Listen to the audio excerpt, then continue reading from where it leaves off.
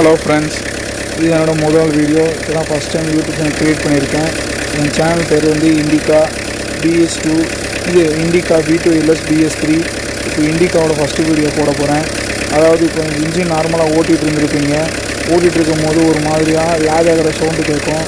அதுக்கு காரணம் இன்ஜின் ப்ராப்ளமோ இல்லை வேறு எதுவும் கம்ப்ளைண்ட்டோ கிடையாது. நீங்கள் பார்க்க வேண்டியது ஒன்றே ஒன்று தான். நீங்கள் மெக்கானிக்கை கொடுத்து வீணாக ரொம்ப காசு செலவழிக்காதீங்க. அப்படி செலவழிச்சிங்கன்னா உங்களுக்கு தான் ரொம்ப செலவாகும். அதுக்கு அவங்க ஈஸியாக அவங்களுக்கு செலவு பண்ணுறேன்னு சொல்லிட்டு போயிடுவாங்க. ஆனால் அதில் முக்கியமான என்ன பிரச்சனைனா, அது வந்து இந்த பீஸ் கேரியர். இதுதான் நம்ம ஹீட்ரு ப்ளக்குக்கு வரக்கூடிய பீஸ் கேரியரு. இது நான் இப்போ எடுத்தோன்னு இப்போ சவுண்டை மட்டும் பாருங்கள். இன்ஜின் சவுண்டு ரொம்ப மோசமாக இருக்கும். கேட்குறேன்,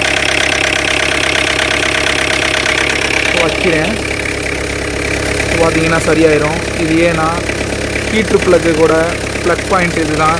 இந்த சவுண்டு வந்து நீங்கள் என்ன நினைப்பீங்கன்னா, இன்ஜின் போயிடுச்சு, இன்ஜின் கம்ப்ளைண்ட் ஆகிடுச்சு அப்படி இப்படின்னு நினைப்பீங்க. ஆனால் அது பிரச்சனை இல்லை. இந்த பீஸ் கேரியர் மட்டும்தான் பிரச்சனை.